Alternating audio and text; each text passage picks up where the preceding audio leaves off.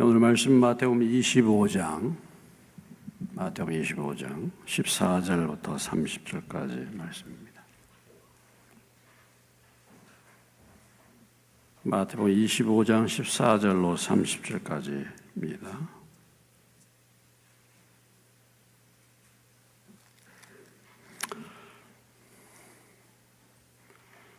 (14절부터) 교독합니다. 또 어떤 사람이 타국에 갈 때 그 종들을 불러 자기 소유를 맡긴과 같으니 각각 그 재능대로 한 사람에게는 금 5달란트를, 한 사람에게는 2달란트를, 한 사람에게는 1달란트를 주고 떠나되 5달란트 받은 자는 바로 가서 그것으로 장사하여 또 5달란트를 남기고 2달란트 받은 자도 그같이 하여 또 2달란트를 남겼으니 1달란트 받은 자는 가서 땅을 파고 그 주인의 돈을 감추어 두었더니 오랜 후에 그 종들의 주인이 들어와 그들과 결산하세 5달란트 받았던 자는 5달란트를 더 가지고 와서 이르되 주인이여 내게 5달란트를 주셨는데 보소서 내가 또 5달란트를 남겼나이다.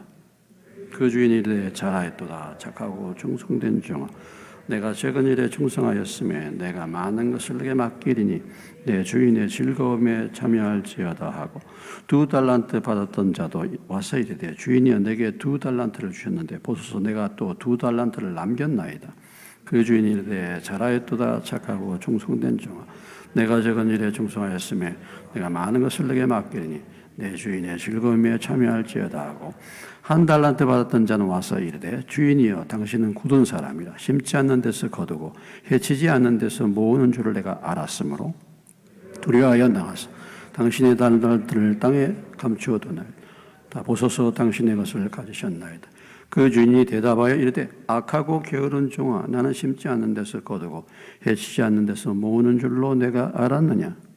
그러면 내가 마땅히 내 돈을 치리하는 자들에게 나 맡겼다가 내가 돌아와서 내 원금과 이자를 받게 하였을 것이라 하고 그에게서 그 1달란트를 빼앗아 10달란트 가진 자에게 주라. 무릇 있는 자는 받아 풍족하게 되고 없는 자는 그 있는 것까지 빼앗기리라. 30절 다 같이 이 무익한 종을 바깥 어두운 데로 내쫓으라. 거기서 슬피 울며 이를 갈리라 하니라.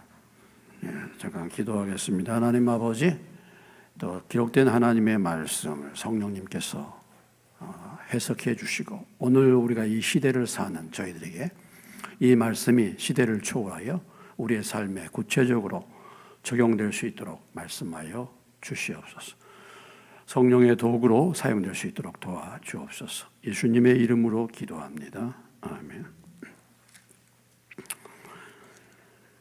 이제 예수님께서 예루살렘 성에 들어오셔서 십자가를 짊어지시기에 앞서 마지막 그 당시에 제자들 그 주변에 있는 사람들에게 꼭 들려주고 싶은 말씀, 세상의 종말에 대해서 또 주의 오심, 다시 오심에 대한 말씀을 들려주고 있습니다. 마지막 때 주님이 다시 오실 때 어떻게 준비해야 할 것인가, 어떤 징조가 있을 것인가, 어떤 자세로 살아야 할 것인가 이런 부분들을 마태복음 24장, 마태복음 25장 두 장에 걸쳐서 상당히 긴 분량이죠. 상당히 많은 분량입니다. 이 분량을 주의 오심에 대한 재림에 대한 말씀으로 이 말씀을 주고 있습니다. 이런 모든 그 말씀, 주의 오심에 대한 메시지의 핵심이 무엇이겠습니까? 깨어 있으라는 것입니다. 잠자지 말고 깨어 있으라는 거예요. 잠자지 말고 깨어 있으라. 이게 메시지 아니겠습니까? 잠자지 말고 깨어 있으라. 사망의 잠을 자지 말고 영혼의 잠을 자지 말고 깨어 있으라. 우리가 멀쩡한데도요 잠자는 사람 많습니다. 멀쩡해. 겉으로는 멀쩡해요. 그래도 자. 근데 또 겉으로도 멀쩡하지도 않아. 겉으로도 맨날 자. 이러면 두말할 필요가 없는 거죠.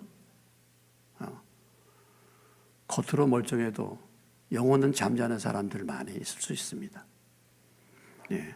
깨어나라는 메시지를 사실은 주시는 거죠.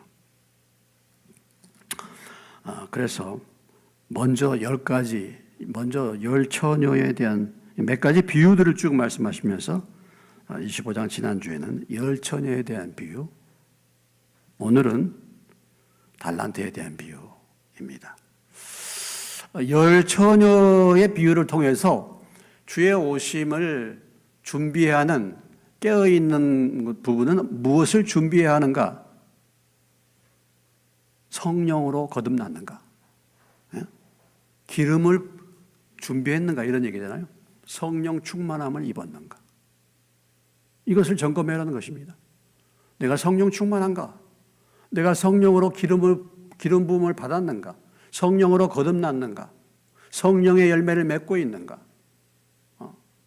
아니면 성령을 소멸시키고 있는가?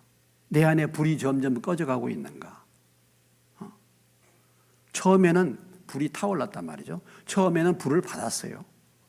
근데 이게 시간이 가면서 불이 꺼져가.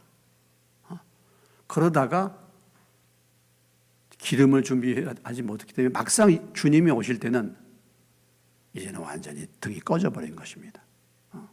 그래서 우리가 주의 오심을 맞이할 준비, 깨어있는 것이 뭐냐? 늘 성령 충만. 성령으로 충만하시기를 주의 이름으로 축원합니다. 예. 어떻게 하면 성령 충만 받을 수 있습니까?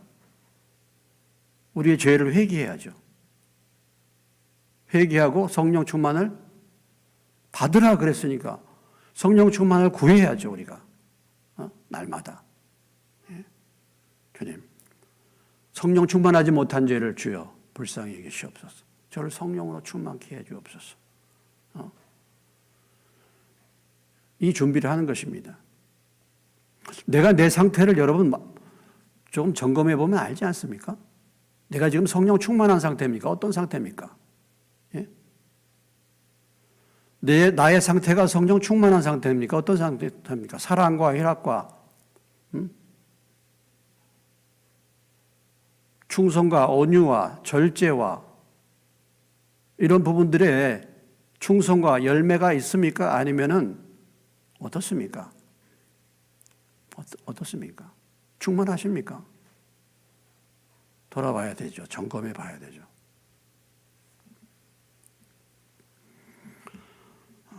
그래서 이 열 처녀 비유는 성령 충만, 성령의 기름으로 충만하게 준비하라. 이것을 우리에게 말씀해 주고 있는 것이죠.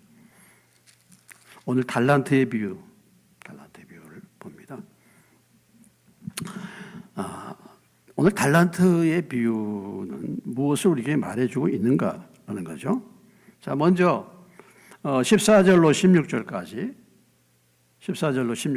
말씀을 보시겠습니다. 또 어떤 사람이 타국에 갈 때 그 종들을 불러 자기 소유를 맡김과 같으니 각각 그 재능대로 한 사람이는 금 5달란트를, 한 사람이는 2달란트를, 한 사람이는 1달란트를 주고 떠났더니 5달란트 받은 자는 바로 가서 그것으로 장사하여 또 5달란트를 남기고, 이제 그렇게 쭉 나왔죠. 자, 먼저 우리가 생각할 수 있는 것은 여기 이제 어떤 사람이 타국에 갈 때 그 종들을 불러 자기 소유를 맡겼다. 여기서 말하는 어떤 사람은 누구를 말하는 것이죠? 예? 주님을 말씀하는 거죠. 종들은 뭡니까? 예, 종들은 그 당시에 백성들 또는 제자들, 이렇게 이제 볼 수가 있는 거죠. 그래서 그들을 불러가지고 주인의 소유를 맡겠다. 주인의 소유. 여기 자기 소유, 내 소유가 아니야. 내게 아니야. 그러니까 주님이 우리에게 맡겼어요. 예, 주님으로부터 이렇게 맡아서 주관하는 자를, 우리가 흔히 말하기를 내 것이 아닌 남의 것을 맡아서 관리하는 자를 뭐라고 얘기하죠?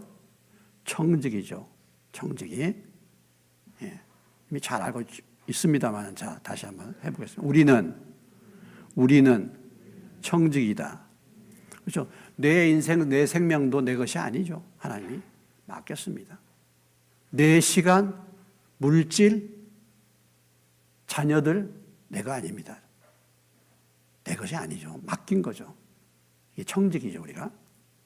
여기서 주인이 맡긴 소유는 뭐냐면 탤런트라는 것입니다. 달란트, 영어로 탤런트죠. TV에 탤런트들 많죠. 요즘에 뭐 TV 탤런트다 이렇게 말하는데 사실은 그건 재능이라는 의미죠. 재능. 요즘에는 이제 뭐 무슨 배우들을 갖다 탤런트라고 하는데 원래 탤런트는 재능이란 말이죠. 재능입니다. 근데 오늘 주님이 지금 달란트, 그 당시에 돈입니다. 돈을 상징해요. 달란트라는 것은 그 당시에 돈을 상징하는 건데 이것을 갖다가 이제 맡겼다. 맡겼는데 보니까 동일하게 다 맡긴 게 아니야. 각각 다르게 줬어요. 다르게. 어떤 사람은 5달란트를 주고 어떤 사람은 2달란트를 주고 어떤 사람은 1달란트를 줬습니다. 이건 좀 불공평한 거 아닙니까? 아니 동일하게 주지 이건 불공평해요. 누가복음 19장에 가보면은 이 문화의 비유가 나옵니다. 이 비유하고 비슷한 비유가 나와요. 누가복음 19장에 보면 열 문화에 대한 비유가 나옵니다. 그런데 그 문화의 비유는 뭐냐면 모든 사람에게 다 한 문화씩 줘요. 한 문화씩. 동일하게 줬습니다. 여기는 달란트는 다르게 줬어요. 문화에서는 뭐예요? 한 문화씩 동일하게 줍니다. 이건 무엇을 말하냐면 하나님이 우리에게 동일하게 준 게 있어요. 평등하게 준 게. 동일하게. 우리 모두에게 동일하게 주는 사명이 있습니다. 우리가 예수 믿으면요. 우리가 누구든지 다 동일하게 전도해야 될 사명이 있어요. 이건 문화야, 문화. 목사니까 목사는 전도 많이 하고 나는 뭐 일반 성도니까 나는 전도하지 않아도 돼. 이게 아니에요. 예수님이 지상명령은 너희는 가서 모든 족속으로 제자를 삼아 아버지 아들과 성령의 이름으로 침례를 주고 내가 너희에게 분만 모든 것을 가르쳐 제자 삼고 가르쳐 지키게 하라. 말씀을 전파하라. 이것은 목사에게만 준 명령이 아니라 우리 모두에게 다 동일하게 준 겁니다. 이건 한 문화씩 다 준 거예요. 이건 문화의 비유야. 문화의 비유. 자, 우리가 예수 믿고서 우리의 성품이 변화를 받아서 인격이 성숙해야 돼. 예수님의 모습으로 닮아가야 돼. 이것은 목사만 준 것이 아니에요. 이건 우리 모두에게 다 동일하게 준 하나님의 주신 사명이에요. 이게 문화예요, 문화. 문화는 다 동일한 것입니다. 그러니까 누가복음 19장에서 이 문화의 비유는 다 동일하게 준 거고 오늘 이 본문의 마태복음에서 나오는 이 달란트 비유는 사람마다 다르게 줬다 이거예요. 다르게. 어떤 사람은 5달란트, 어떤 사람은 2달란트, 어떤 사람은 1달란트를 줬다 이것입니다. 그런데 이것이 보면은 불공평한 것 같은데 사실은 이것도 뭐예요? 공평하게 주신 거예요. 왜냐하면 우리 모두 다 같은 사람이 아닙니다. 우리는 다 다른 사람이에요. 그러니까 하나님이 우리에게 주신 재능은 다 달라요. 똑같이 줄 수가 없는 거야. 다 다르기 때문에. 그래서 이 달란트, 특별히 이 재능, 이 은사라는 이 부분은 모두 다르게 주신 거예요. 다르게 주신 거예요. 여러분, 우리가 성품이 다 같을 수 있습니까? 우리가 성격이 다 같을 수 있습니까? 자라온 환경이 어때요? 다 같을 수 있습니까? 다 달라요. 그렇기 때문에 하나님께서는 각각의 사람의 형편에 따라서 주시는 겁니다. 어떤 사람은 5달란트를, 어떤 사람은 2달란트를 이렇게 주는 거예요. 그러니까 이것이 나는 5달란트나 많이 줬네. 나는 1달란트밖에 못 받았어. 뭔가 억울하고 불평불만. 이거 공평하지 않다. 5달란트 받았으니까 내가 1달란트밖에 받지 못했는데 너무 억울하네. 부러워. 저 사람에 비해서 나는 정말 재능이 떨어지는구나. 나는 정말 이거 정말 낙심되는구나. 이렇게 할 필요가 없는 것입니다. 다 다르게 주셨어요. 그것을 인정하고 감사하시기를 바랍니다. 예, 우리에게 다 주신 게 달라. 아니, 어떤 사람은 공부를 잘하게 맞잖아. 공부를 잘해, 어떤 사람은. 지성이 있어. 또 공부 잘한다고 해서 뭐 모든 거 다른 것도 다 잘합니까? 아니죠. 어떤 사람에게는 또 다른 또 재능이 있잖아요.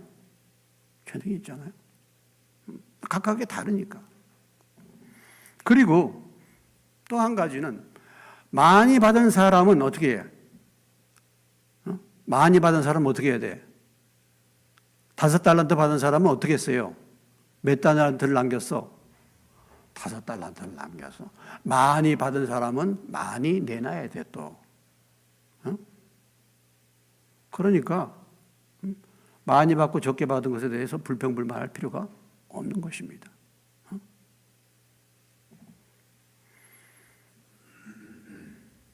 저는 뭐 시골에서 이 시골에서 이렇게 교회를 개척해서 이제 목회를 하고 있는 뭐 시골 교회 목사죠. 제가 서울의 유명한 목사님들하고 제가 비교해서 되겠습니까? 예. 또 저는 뭐 예수 안 믿다가 믿은 사람이에요. 어렸을 때부터 주일학교 때부터 예수 믿어가지고 성장한 사람. 예를 든다면 우리 김명규 목사님 같은 분하고 저하고 사실 비교할 수 있겠습니까? 다른 거죠. 제가 볼 때는 우리 김명규 목사님 같은 경우는 5달란트를 받았고 저는 2달란트 받았고 이렇게 볼 수 있어요. 그게. 근데 그건 비교할 필요가 없는 거죠. 그러나 분명한 것은 하나님이 저와 여러분에게 어떤 특별한 달란트를 주고 어떤 것들을 이렇게 우리가 다른 사람보다 내가 많이 배웠어요. 다른 사람보다 내가 재산을 더 많이 가지고 있어. 다른 사람보다 더 많은 달란트를 가지고 있어. 이것은 무엇을 의미합니까? 그만큼 더 많이 봉사해야 된다는 거죠. 주신 것만큼. 그러니까 그만큼 책임은 또 커지는 것입니다. 책임은 커지는 거예요. 그렇죠? 책임이 커집니다. 우리가 일반 성도일 때와 집사일 때와 권사일 때와 뭐 장로가 될 때와 목사일 때와 책임이 다르지 않습니까? 커지는 거죠. 자, 아무튼 하나님은 각각의 사람들의 상황과 형편을 따라서 어떤 사람에게는 5달란트, 어떤 사람들에게는 2달란트, 어떤 사람들에게는 1달란트를 줬다라는 거죠. 이것을 인정하고 우리가 감사해야 될 것입니다. 자, 이 달란트를 이렇게 줬는데 이제 문제는 뭡니까? 문제는 뭐예요? 그렇게 달란트를 주시는 목적이 뭡니까? 16절로부터 18절에 5달란트 받은 자는 바로 가서 그것으로 장사해 5달란트를 남기고 2달란트 받은 자도 그같이 하여 2달란트를 남겼으되 1달란트 받은 자는 땅을 파고 그 주인의 돈을 감추어 뒀더니 오랜 후에 그 종들의 주인이 돌아와 그들과 결산했다. 자, 이 달란트를 맡겼습니다. 맡겨진 사람들의 달란트 관리입니다. 관리. 5달란트하고 2달란트 받은 사람은 바로 가서 장사해가지고 열매를 맺었다. 배를 남겼다라는 것입니다. 많이 받은 사람은 많이 남기고 적게 받은 사람은 적게 남겼는데 아무튼 남겼다라는 것입니다. 그 분량만큼 남겼다라는 거예요. 그래서 하나님은 저와 여러분에게 누구를 더 많이 주고 적게 주느냐 이것보다도 각각의 주어진 그 분량의 달란트를 남기기를 원하신다. 어찌됐든 간에 그것을 가지고 사용해서 효율성을 가지고 일을 해서 그것을 남기기를 원하신다라는 것입니다. 이것을 기대하신다라는 거죠. 이것을 기대하신다. 그런데 문제는 뭐냐면 1달란트 받은 사람입니다. 문제는 1달란트 받은 사람이죠. 1달란트 받은 사람은 어떻게 했습니까? 18절에 땅을 파고 주인의 돈을 감춰뒀다. 그래서 감추어뒀다. 이 한 달란트 받은 사람이 이제 감추어뒀죠. 묻어뒀죠. 왜 묻어뒀는가? 왜 묻어뒀는가? 24절에 가보면 이 한 달란트 받은 사람이 그것을 묻어둔 이유가 나옵니다. 24절을 읽겠습니다.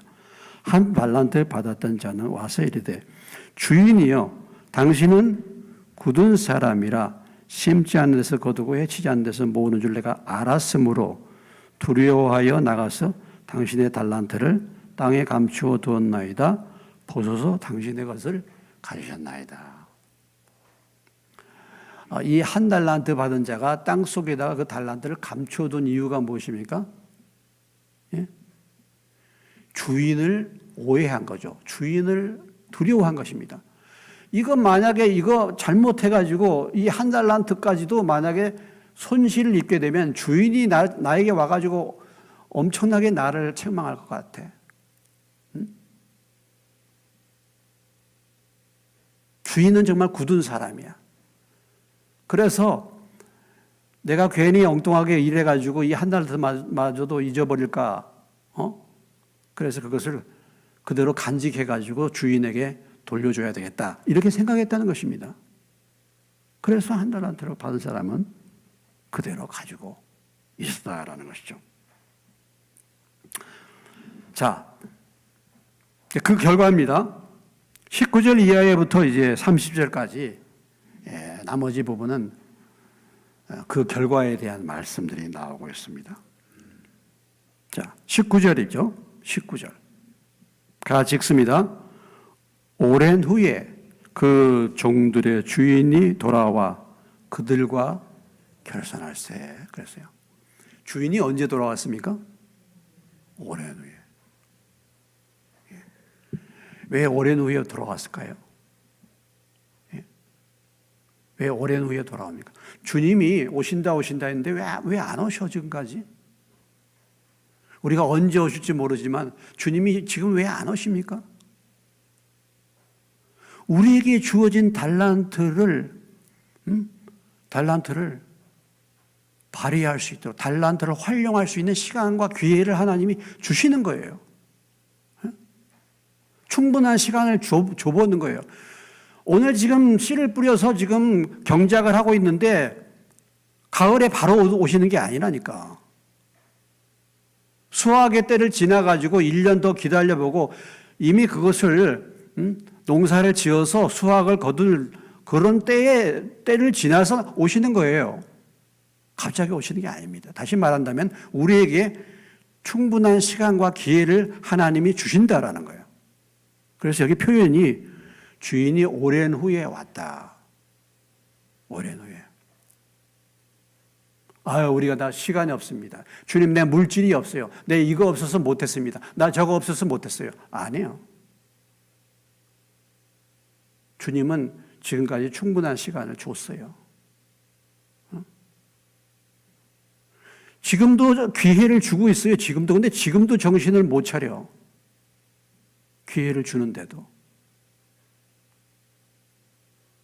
주님이 바로 오늘, 바로 내일 오시지 않는 이유, 아직 나에게 주님이 기회를 주신다.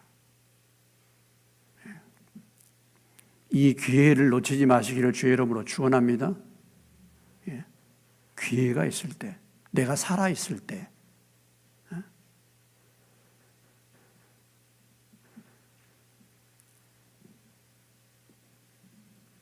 시간을 주죠. 그래서 여기 표현이 오랜 후에, 그래서 오랜 후에.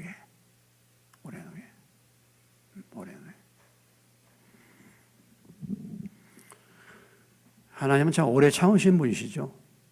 오래 참으시죠. 아마도 우리가 하나님을 떠나 있을 때 주님이 오셨더라면 어떻게 됐겠습니까, 여러분? 지금 내가 이렇게 졸고 있을 때 오시면 어떻게 할게요? 지금 내가 이렇게 졸고 있는데 오시면 어떻게 해? 안 되잖아. 그러니까 예배 끝날 때까지 기다리시는 거예요.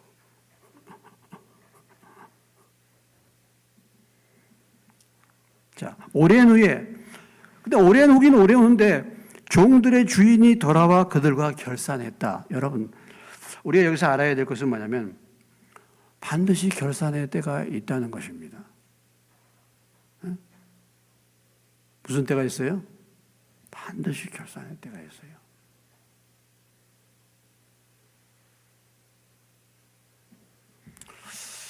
나이가 들어가고 이제 이 세상을 떠날 시간들이 점점 가까워오잖아. 이제 나이가 뭐 60대고 70대고 이렇게 결산의 때가 다가오고 있습니다. 점점 가까이. 결산의 때에 참 나는 뭐라고 할까? 뭘 내놓을까? 이것을 생각해 봐야 되죠. 결산의 때. 자, 주인이 돌아와서 이제 결산해. 우리의 모든 부분은 다 마지막 때에 다 결산이 있습니다. 네? 결산이 있죠. 우리에게 주어진 시간에 대한 결산, 우리에게 주어진 재능, 탤런트에 대한 결산, 우리에게 주어진 물질에 대한 결산, 다 이 결산이 다 있습니다, 여러분. 그 결산을 참 할 걸 생각하면은 이거 참 걱정되죠, 여러분. 걱정 안 됩니까? 결산의 때가 다가오고 있는데. 자, 그래도 오늘 이 5달란트 받은 사람, 그리고 2달란트 받은 사람들은 그래도 이제 이렇게 얘기합니다. 자, 5달란트, 2달란트 받은 사람들 이제 20절로 24절까지 나오죠. 5달란트 받았던 자는 5달란트를 더 가지고 와서 이르되 주인이여 내게 5달란트를 주셨는데 보소서 또 내가 5달란트를 남겼나이다. 21절 읽습니다. 시작. 그 주인이 이르되 잘하였도다 착하고 충성된 종아 내가 적은 일에 충성하였으며 내가 많은 것을 내게 맡기리니 내 주인의 즐거움에 참여할지어다 하고. 자, 5달란트 맡긴 자, 내 5달란트 남겼습니다. 그러니까 주인이 이제 거기에 대해서 평가를 해주는 거죠. 무엇입니까? 그 얘기를 들었을 때 주인이 한 얘기가 뭡니까? 착하고 충성된 종, 칭찬해 주죠. 우리가 주님 만났을 때 주님이 나를 향하여 야, 참 착하고 충성된 종아 이렇게 얘기를 들으면 얼마나 좋겠습니까? 모든 슬픔이 다 사라지지 않겠습니까? 이 땅에서 정말 주님 섬긴다고 고생했던 것들 다 한순간에 사라질 거 아니겠어요? 착하고 충성된 종아. 그 다음에 결산에 대해 주님이 주신 상급이 뭡니까? 그 다음에 뭐예요? 내가 적은 일에 충성하였으며 내가 많은 것을 내게 맡겨주겠다. 많은 것을 맡겨주는 겁니다. 보상이. 자, 보상이 뭐였어요? 하나는 칭찬. 착하고 충성된 종아. 그 다음에 더 많은 일을 맡겨주는 거예요. 그 다음에 뭐예요? 내 주인의 즐거움에 참여할지어다. 주님이 누리는 그 즐거움에 참여하게 한다.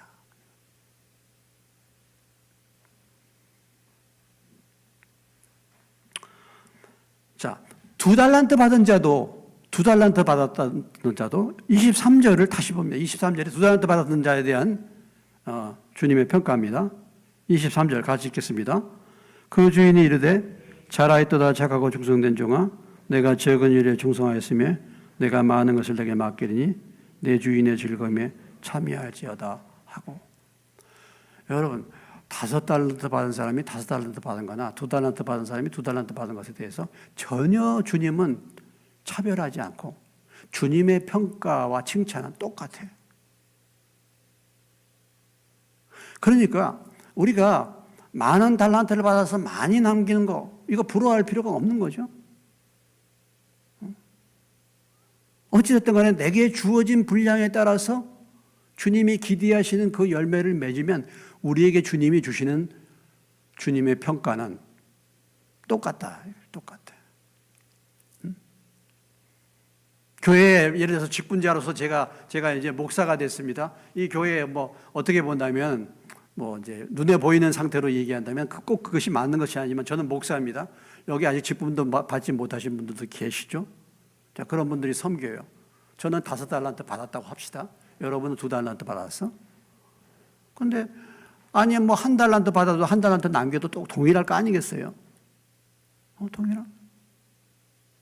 동일하단 말이죠. 중요한 것은 많이 받고 어떤 직분에 있느냐, 이게 중요한 게 아니야. 각각의 주어진 분량을 따라서 어떻게 섬겼느냐, 이것을 주님이 중요시 여기고, 그것이 정말 아주 작은 거라 한다 할지라도 어찌됐든 간에 그 작은 것을 활용해서 열매를 맺고자 하는 그 사람을 주님은 이렇게 칭찬을 해 주신다라는 것입니다.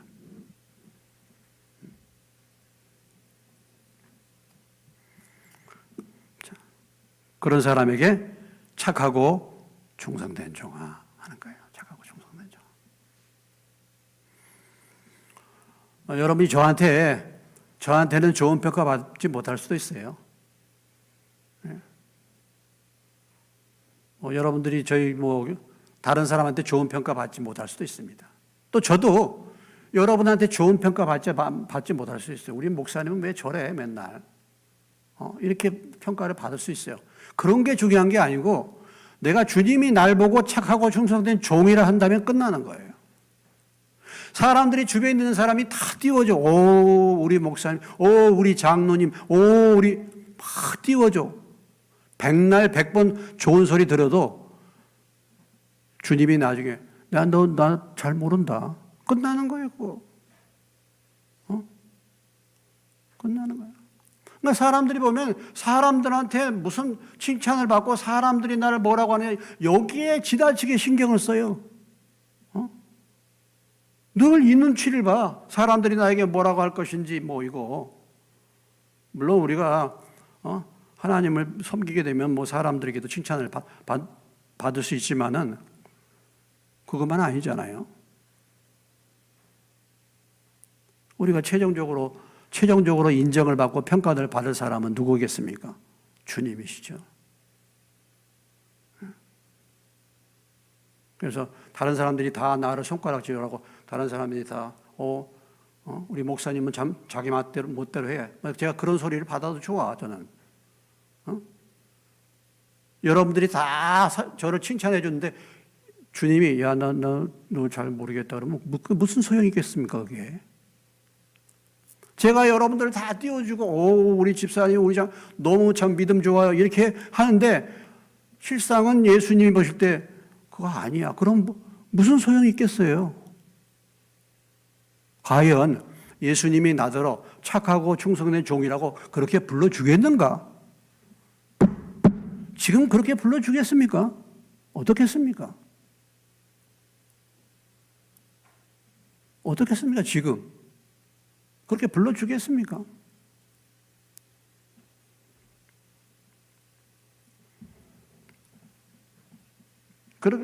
그게 제일 중요하다는 거. 그러니까 여러분들이 사람의 칭찬, 사람의 영광 받기보다도 주님의 칭찬과 주님의 인정을 받으시기를 주의 이름으로 축원합니다. 그것을 더 기대하시기 바랍니다. 그걸 더 기대하세요. 그걸 기대하시고.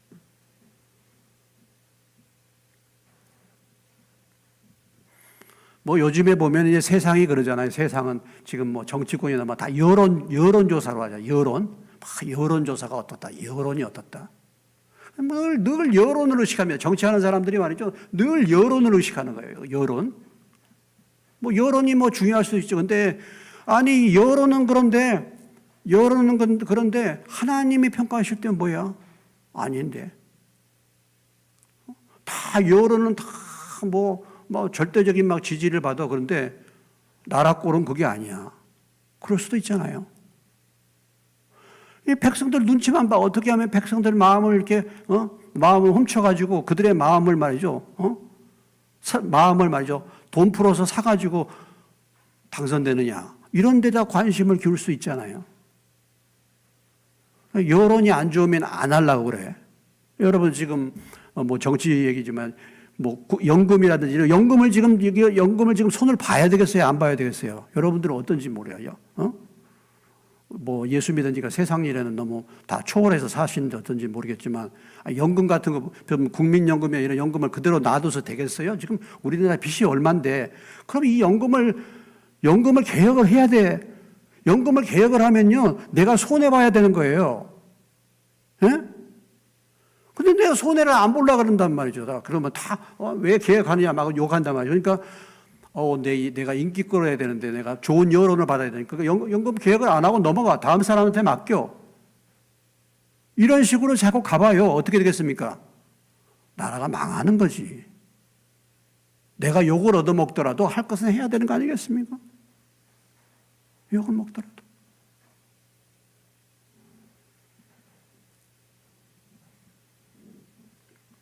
우리가 참 뭐 이렇게 정치권이나 이런 사람들이 별로 없어.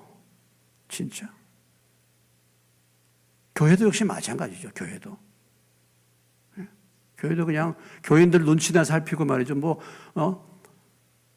내 보신하고 그냥 뭐 이렇게 있다가 적당하게 있다가 막 그냥 그게 아니죠. 칭찬을 받아요. 주님의 칭찬을 받아요. 그리고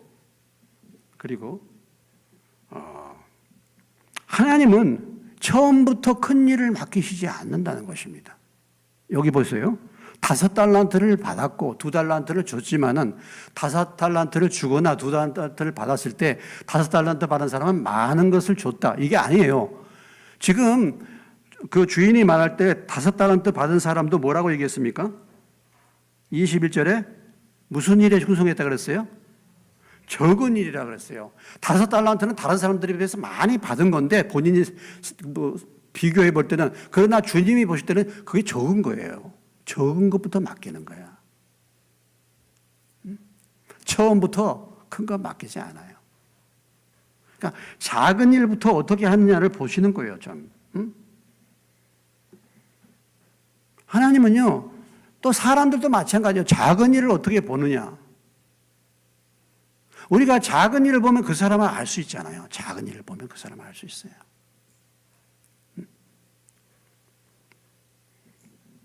아파트가 좀 죄송스러운 얘기지만 좀 오래된 아파트 그리고 좀 서민들이 사는 아파트 서민들이라고 다 그렇게 말하기는 그런데 그런 사람들이 사는 아파트는요 엘리베이터를 타면 인사하는 사람이 별로 없어. 표정이 다 굳어 있어.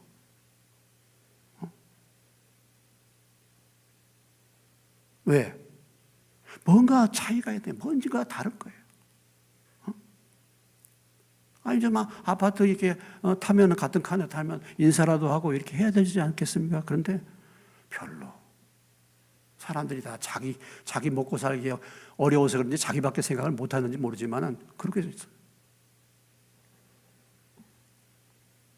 늘 얘기하잖아요. 주차를 어떻게 하느냐 그 사람 보면 안다고. 뭐 교회 다니고 신앙생활 오래 하고 이렇게 할 필요 없어. 그 부딪힐 때 그 사람을 보면 알 수 있죠. 남을 배려하고 차를 남의 저기다 두면은 그래도 연락이라도 취할 수 연락처라도 남겨두고 연락을 하면 죄송하다고 말이라도 하고 아주 당당해요. 그런 사람들이 제대로 그 사람이 예를 들어서 교회 다니면서 장로야 교회 다니면서 뭐 직분 받아서 제대로 하겠습니까? 남의 돈 빌려가지고 갚는 거 소홀히 하고 말이죠. 안 갚아도 미안하다고 말 한마디도 않고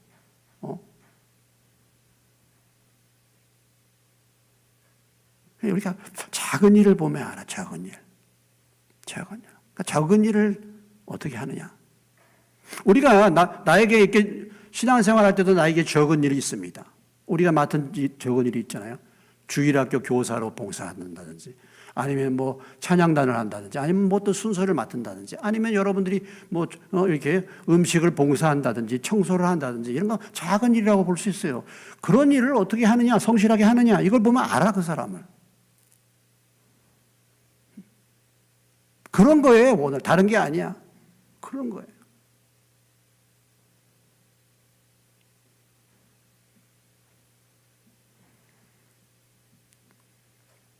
작은 일을 먼저 주시고 그 일을 어떻게 감당하느냐. 없는 것, 주님이 없는 것, 주지 않는 것을 주님은 요구하시지 않습니다. 여러분에게 있는 작은 것이라도 주님이 줬는데 그것을 어떻게 활용하는가, 이것을 바라시고 기대하시는 거예요. 그것을 충실하게 할 때, 그 작은 일을 충실하게 할 때에, 그것을 활용할 때에, 현재 가지고 있는 그것을 할 때 주님이 더 큰 일을 맡기시는 거예요. 여러분, 여기서 탈란트를 얘기하지만 물질도 마찬가지예요.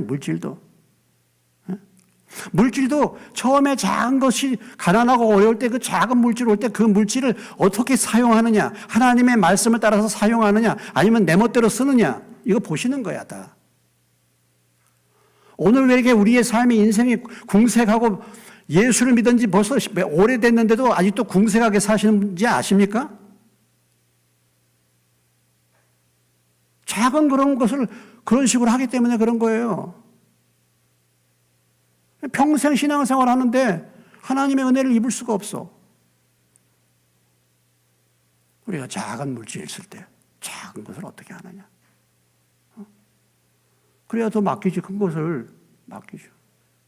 그렇지 않겠어요? 뭐 돈 번다고 아침부터 나가서 뭐 저녁까지 막 돈 벌림, 그래서 돈이 벌어집니까? 아니, 신앙생활 몇십 년 했는데 지금까지 그렇게 돈에 매여가지고 그렇게 살아요, 여태까지. 저는 뭐 신앙생활 하면서 제가 돈 벌러 여기 왔습니다. 있는 직장도 다 그만두고 와가지고 여기까지 사는데 제가 돈이 없어서 궁색해가지고 제가 쩔쩔 매고 삽니까? 누구보다 제 많이 나누고 사는데 너무 안타깝잖아, 그거. 안타까워. 아니, 은혜 받고 복을 받는 길이 뻔히 보이고 그 말씀을 보고 이렇게 하는데도 보면은 그렇기 때문에 더 많은 것을 하나님이 맡겨주지를 않는 것입니다. 맡겨주지 않는 거예요.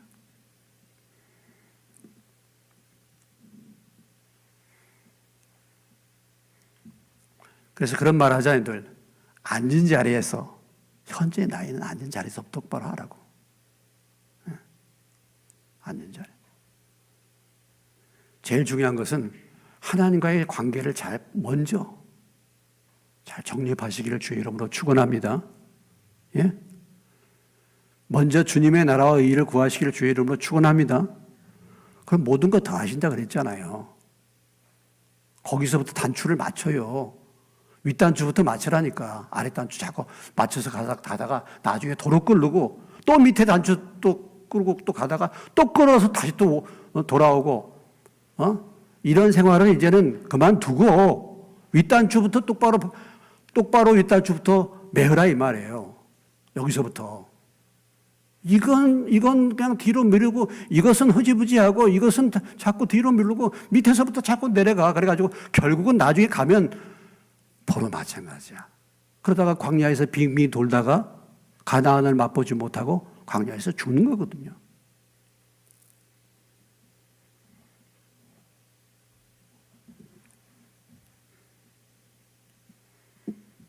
그래서 우리가 흔히 수신제가 지국평천하라고, 수신, 먼저 하나님과의 나의 관계를 분명하게 하는 거 아니겠습니까?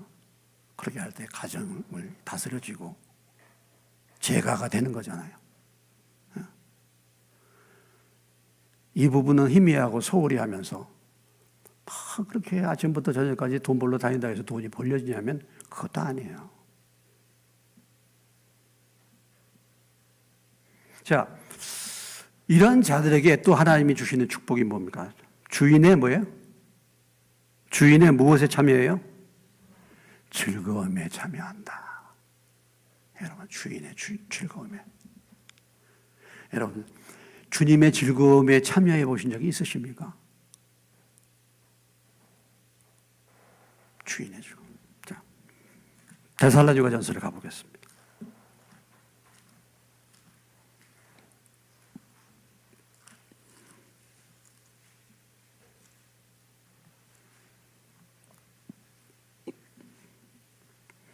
데살로니가전서 2장.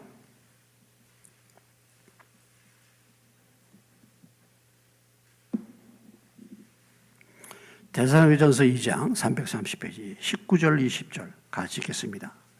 19절 20절 시작. 우리의 소망이나 기쁨이나 자랑의 면류관이 무엇이냐? 그가 강림하실 때 우리 주 예수 앞에 너희가 아니냐? 너희는 우리의 영광이요 기쁨이니라. 너희가 우리의 영광이요 기쁨이다. 3장 7절로 갑니다. 3장 7절로 9절까지 읽습니다. 이러므로 형제들아 우리가 모든 궁핍과 환난 가운데서 너희 믿음으로 말미암아 너희에게 위로를 받았노라. 그러므로 우리가 주 안에 굳게 선즉 우리가 이제는 살리라. 우리가 우리 하나님 앞에서 너희로 말미암아 모든 기쁨으로 기뻐하니 너희를 위하여 능히 어떠한 감사로 하나님께 보답할까. 지금 바울의 이 기쁨은 무엇에 대한 기쁨입니까? 성도들이 믿음에 서 있느냐 서 있지 않느냐예요. 이것이 정말 바울의 기쁨이에요. 요한일서 4절에도 보면 성도들이 진리 안에서 행한다 함을 듣는 것보다 이보다 더 기쁜 일이 없다 그랬어요. 그러니까 정말 주인의 즐거움이란 건 뭐냐? 주님이 우리를 향하여 무엇을 가장 기대하시고 기뻐하시겠습니까? 예? 우리가 주님의 말씀에 순종하며 사는 것을 볼 때, 진리 안에서 행하는 것을 볼 때 예수님이 가장 기뻐하는 거예요. 믿으시기 바랍니다. 그렇지 않습니까? 바울이 가장 기뻐하는 게 무엇입니까? 전도해가지고 그 전도에서 믿음으로 사는 사람, 그 데살로니가에 있는 교인들이 그 핍박 가운데서도 믿음을 지키고 지금 있다 이 말이야. 얼마나 이게 기쁜가? 사실은 이 기쁨을 알아야 돼요. 이 기쁨을. 여러분 예수 안 믿은 어떤 사람이 내가 전도해가지고 예수를 믿었어. 그 기쁨을 여러분 혹시 느껴보신 적 있으십니까? 안 믿고 그렇게 끝까지 강팍하게 하다가 마지막 순간에 예수를 믿고 가셨단 말이죠. 그때 그 기쁨을 여러분 그런 기쁨을 누려보신 적 있으세요? 그 사람에서 그렇게 애를 쓰고 했는데 그렇게 안 믿다가 나중에 이렇게 믿음을 갖고 그 믿음 안에 아주 정말 신실한 일꾼이 됐어.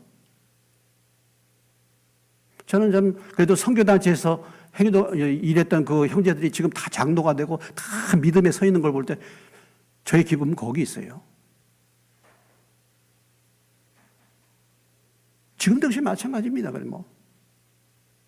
물론 세상적인 기쁨도 있고 여러 가지 기쁨이 있겠지만 저의 기쁨은 어찌 됐든 간에 저의 기쁨은 여러분들이 믿음 안에 굳건히 서 있는 것입니다. 여러분들이 말씀을 사모하고 말씀대로 살고자 하는 것을 보는 것이지 않겠습니까? 그리고 그것 저뿐만 아니라 우리 모두 다 마찬가지죠. 예를 든다면 내 자녀가 내 말을 그렇게 잘 듣고 순종해. 그러면 부모의 심정은 얼마나 기쁘겠습니까? 그것처럼 기쁜 게 있겠어요? 그런데 주님이 우리에 대한 기대는 뭐냐면 말씀에 따라 순종하는 삶을 사는 사람을 보는 것처럼 기쁜 일이 없어요. 이 일을 맡겼는데 그 열매를 맺는다. 그때 그 주인의 즐거움은 이루 말할 수 없는 것입니다. 이 즐거움에 참여하는 것입니다. 평생 이런 즐거움을 한 번도 이 영적인 즐거움을 한 번도 누리지 못하고 인생을 떠나는 교인들이 너무 많아. 평생 내가 신앙생활 하면서 내가 전도해가지고 내가 인도해가지고 예수 믿고 변화받은 사람이 한 사람도 없어. 그러니까 그런 즐거움이 뭔지를 모르는 거예요. 그저 눈앞에 있는 것만 보고 사는 거예요. 그게 즐거움의 전부야. 목표의 전부야, 삶에. 그러니 무슨 즐거움을 누리겠습니까? 반대로 가장 큰 슬픔은 뭔가, 가장 큰 마음의 짐은 뭔가, 그렇게 말씀을 전하고 말씀을 나눠도 말씀대로 살지 않는 사람들을 보는 것입니다. 이것처럼 스트레스 받는 거 없어요. 이것처럼 마음 아픈 것이 없어요. 아마 주님이 그러겠죠. 우리가 주님의 마음을 아프게 할 때가 그렇겠죠. 우리가 범죄했을 때가 그렇겠죠. 주님의 마음을 아프게 합니다. 그러나 주인의 즐거움에 동참한다. 이것은 무엇을 말합니까? 바로 진리 안에서 주님의 자녀들이 맡겨진 사명을 감당하고 주어진 달란트를 아름답게 남길 때, 그때 그 주인의 즐거움에 나도 참여하게 된다 이 말이죠. 그래서 이렇게 열매를 맺은 사람들은 그런 즐거움을 얻게 되는 거예요. 그런 즐거움에 관심을 가지시고 그런 즐거움에 참여하는 은혜가 임하시기를 주님의 이름으로 축원합니다. 그것은 세상의 어떤 즐거움과 비교할 수 없어요. 저는 교회에서 단 한 푼을 안 줘도 좋아. 여러분들이 정말 믿음 안에서 산다고 한다면 은퇴를 해도 좋아요. 지금 순간이라도. 근데 참 보면 마음이 무거울 때가 많아요. 근데 이제 제가 돌아보면서 야, 그게 저의 열매다. 또 한편으로는 제가 또 그렇게 보죠. 제가 이렇게 신앙생활하면서 아직까지 그렇게 변화가 없으면 그 저의 열매 아니겠습니까? 제가 그 짐을 짊어져야 되는 거죠.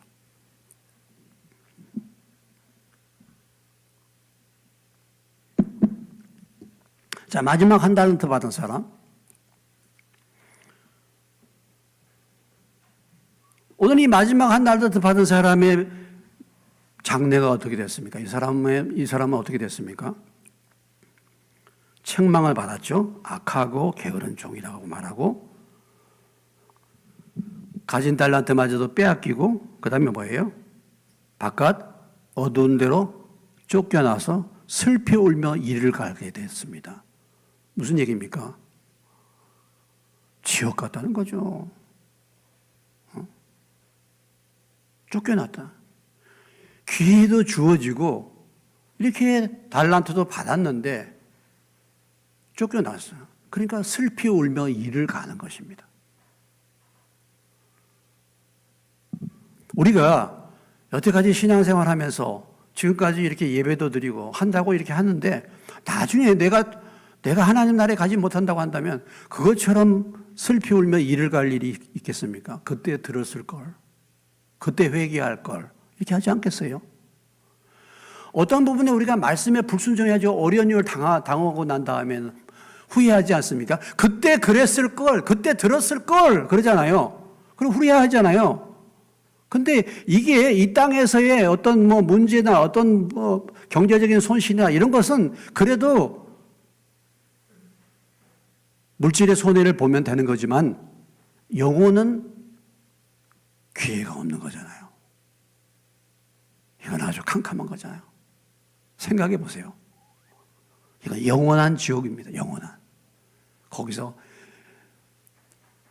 부자처럼 나사로를 보고 혀에 한 방울 물을 갖다가 찍어달라고 그러면서 슬피 울며 이를 갈지 않겠어요?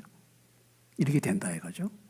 그럼 이 한 달란트 받은 사람의 문제가 무엇이었습니까? 주인에 대한 오해입니다. 하나님에 대한 오해예요. 하나님에 대한 오해라는 말의 의미는 하나님의 마음을 잘못 아는 것입니다. 그렇죠? 주인이 어두운 사람, 굳은 사람이라 이렇게 했잖아요. 하나님의 마음을 모르는 것은 하나님의 말씀을 모르는 거예요. 하나님의 말씀의 무지함. 너희가 성경도 하나님의 능력도 오해하였도다. 사두개인들에게 말했잖아요. 말씀 오해한 거죠. 하나님을 오해한 것입니다. 그래서 쌓아둔 거예요. 쌓아둔 배경에는 여러 가지가 있을 수 있겠죠. 아니, 다른 사람은 5달란트 주고 2달란트 주는데 왜 나만 1달란트 줘? 그렇게 할 수도 있겠고. 어떻게 본다면 이 1달란트라도 가서 일을 하려고 하니까 이거 헌신하고 희생하고 봉사해야 되는데 하기 싫어. 그렇잖아요. 하여튼 장사를 해야 되니까. 그것마저도 싫어. 그래서 놔둘 수도 있죠. 그런데 그런 경우는 오히려 빼앗기게 된다. 참 영적 삶은요, 부익부 빈익빈입니다. 하나님 나라를 사모하시길 주의 이름으로 축원합니다. 천국은 어떤 사람의 것이에요? 침노하는 자의 것이에요. 욕심을 내야 되는 겁니다. 욕심을 내야 되는 거예요. 양보해서는 안 되는 겁니다. 가만히 있는 사람은 빼앗기는 거예요. 부익부 빈익빈이에요. 신앙생활은 잘못하면 계속 뒤로 쳐져요. 은혜 받은 사람은 은혜 위에 은혜를 더하는 것이고, 은혜를 받지 못한 사람은 계속해서 뒤로 물러나가는 것입니다. 가만히 가지고 있으면요, 손실을 당하잖아요, 손실. 이 말의 의미가 있잖아요. 여러분, 단어가 생각이 안 나. 이렇게 얘기를 하나, 잘 말을 안 하니까, 사용을 안 하면. 우리가 몸도 운동을 안 하면 퇴보되잖아요. 쓰지를 안 하면. 빼앗기는 거예요. 물질도 간직만 하고 있으면 안 돼. 물질도 아름답게 좋은 곳에 자꾸 써야 돼요. 주라. 그러면 누르고 흔들어 넘치도록 안겨주는 거예요. 가지고만 쌓고만 있어. 인색하게. 그거 썩는 거예요. 잊어버리는 거예요, 그게. 그래서. 오늘 $1 받은 사람은 자기 방식으로 봉사하는 사람입니다. 자기 방식으로. 이 사람은 자기 방식으로 한 거잖아요. 주인은 그것이 아닌데 주인을 오해했어. 오늘 우리가 주님을 섬긴다고 말하면서 주인을 오해하고 주의 말씀을 따라 떠나서 주님을 섬기는 경우도 참 많이 있습니다. 대표적인 사람이 누구였습니까? 사울이라. 또 요즘에 레위기에 보면 나답과 아비후가 하나님이 지시하지 않은 다른 불을 들이다가 죽잖아요. 아요와 우사가 주님의 법궤로 운반할 때 하나님이 주신 방법이 아닌 인간적인 방법으로 하다가 죽게 되잖아요. 그러니까 오늘 $1 받은 사람은 주의 말씀을 오해하는 거예요. 주님의 방법대로 안 하는 거예요. 이것의 문제입니다. 결국 이런 사람은 나중에 쫓겨간다 라는 것을 우리에게 말씀해 주고 있습니다. 자, 오늘 말씀을 정리하면 우리 모두에게 주님은 공평하게 달란트를 주셨습니다. 근데 그거 다 작은 것이에요. 이 작은 것을 어떻게 성실하게 하느냐. 여기에 따라서 주님은 칭찬과 더 많은 것과 그리고 주인의 즐거움에 참여하는 상급과 은혜를 베풀어 주실 줄로 믿습니다. 예.